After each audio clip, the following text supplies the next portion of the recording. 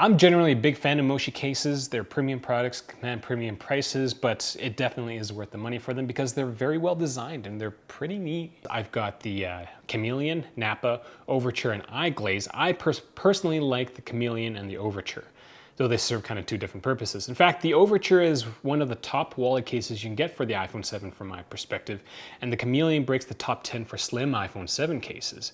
I am a little disappointed with the iGlaze as it just handles like a wet bar of soap. The handling for the Nappa isn't great either, but the vegan leather on the case does make up for the slickness. For the Moshi Kameleon, I've given that case a score of 4 A's out of 5, the Overture a score of 4.4 A's out of 5, the Nappa a score of 3.8 A's out of 5, and the iGlaze sits at 3.6 A's out of 5. If you want to know how all these cases stack up against other cases, check out my website for the top 10 wallet and slim cases. Links are in the I or the description section below. Also, Moshi is my wife's favorite case company, and I'll elaborate on that towards the end of this video. There's two cases that I don't have here for the iPhone 7 version, the Endura and the Luxe, but I've taken a look at them and I've got the iPhone 6 versions and I don't think they've changed, so I'll elaborate on those two cases as well. Real usage. Real reviews. Mobile reviews-a.ca. At Mobile Reviews A.ca, we base everything we do on actual usage. And by we, I mean Monty and I. And with these fancier cases, you know, the ones with leather backs made from, you know, vegan leather, Monty and I try to be fancy with them, but that usually fails because Monty and I are brutes. With the cases, I do what I can with them. Like the wallet case, I use that as my wallet. A very, very big wallet. With the Nappa and the iGlaze, I checked to see if edge-to-edge screen protectors could work with them, and for the Chameleon, well, I clicked the kickstand a lot. Apparently my fingers are very restless. So let's get started with the Moshi iGlaze, which I gave a score of 3.6. Out of these four cases, this is my least favorite case, mostly because it handles like a wet bar of soap. The back of the case is very slick, which doesn't help with one-handed usage one bit, though the cutout on the back does help a little bit. The slick back also causes the case to slide around like a wet bar of soap. The case is quite thin. In fact, every Moshi case in this list, other than the Overture, is thinner than the average iPhone 7 case. The iGlaze and all its siblings are drop rated to mil standard 810G, though Moshi doesn't really specify the height, so we're going to say 4 feet.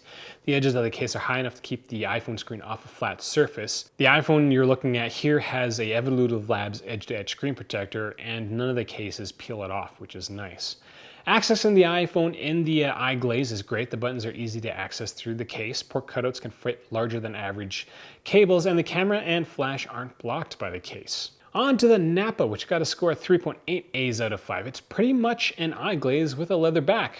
It is a little thicker than the iGlaze, but still thinner than most cases. This is a fancier case because it has a leather back, but on the inside, the iPhone sits on a piece of microfiber felt, we'll say.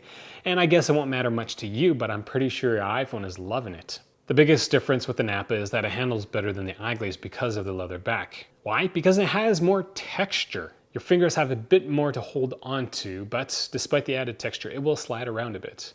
The only other thing I will note about the Nappa is that the polycarbonate shell on all of Moshi's cases may chip during a drop. This is different than other cases that the corners will deform, but I've never seen anything chip. On to the Chameleon, which is basically a Nappa that comes with a kickstand. The addition of the kickstand brings the case over a score of 4, which is hallowed territory within my scoring system. In fact, if I was to update my top 10 list for slim cases, the Chameleon would be number 8 right now. Chameleon feels like a premium case. Everything feels and looks great. Basically, everything I've said for the Nappa and iGlaze applies to the Chameleon in terms of protection and general design. Moshi doesn't state if the back is leather, but it feels quite similar to the vegan Nappa. The material has a bit of give and has a nice texture to it. In fact, it has more texture than the Nappa in my opinion. Kickstand has a nice click to it and is fairly stable, even in portrait mode, but a tap may cause it to fall over. The kickstand stability is going to be better with the smaller iPhone. I do like how Moshi integrated the kickstand and the look of the case, as the larger kickstand definitely helps with the versatility of the case. I do prefer the larger kickstand over the smaller ones like you would find on speed-in cases. During my review period, I did notice that the kickstand would help with my one-handed usage for the larger iPhone 7 Plus. If you use your iPhones to binge watch Netflix or you do a lot of video conferencing, you definitely need the Moshi Kameleon. On to the Moshi Overture, which is this case, and this is currently number 2 on my top 10 wallet cases for the iPhone 7 and 7 Plus. The biggest gripe that I have for this case is that the flappy there's nothing keeping the entire folio together. So in the case of a bad drop, your iPhone might fall face first and crack. So get a screen protector. I would consider the Moshi Overture a full-on wallet replacement as it can fit several cards, cash, and an RFID access card. The Overture, when fully loaded, is a very large case. So the question you have to ask yourself, do you drop your wallet a lot? If so, you might want to look at a different wallet, one that comes with a magnetic latch. Now, before I get all starry-eyed about the Overture, the last thing I will say, and this actually goes for most folio cases, is that taking pictures is a bit of a hassle since you have to open up the entire wallet to access the camera. Now, what do I like about the Overture?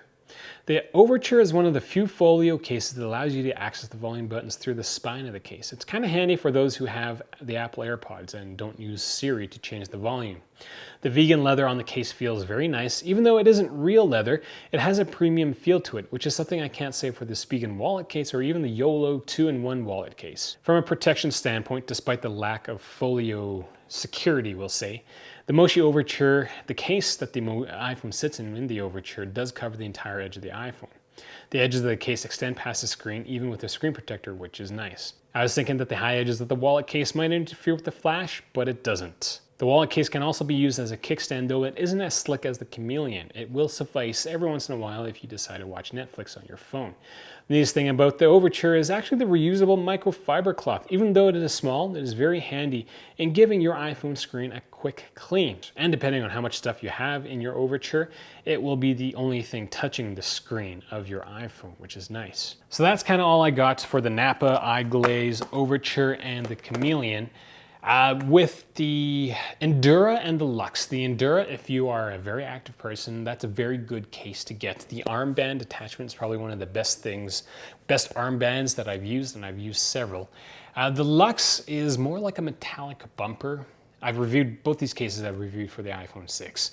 And the bumper is going to prevent your iPhone from bending, but it does bulk up the general design of the iPhone. So that's kind of not a great thing. So on to why my wife likes her Moshi case. It's because it's very grippy and it's thin. So it's not big and it's not in her face all the time. She likes the fact that it's going to stay in her hand.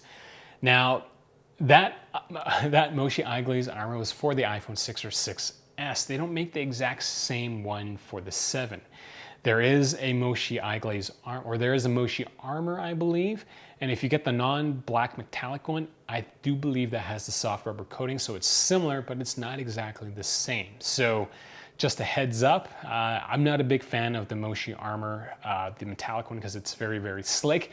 If you want to see that review, well, that link is somewhere in the eye or the description section below. So that's kind of all I got. If this video was useful to you, consider getting your products through my website, because Moshi was awesome enough to send me all these cases, but not the immense amount of time I spent writing this review, filming this review, and dropping my iPhones in this review. So thanks for watching. Monty's ready to go. He's turned around completely. He was facing here about half an hour ago, and now he's facing that way. Yeah, buddy, I know. We're done. We're done.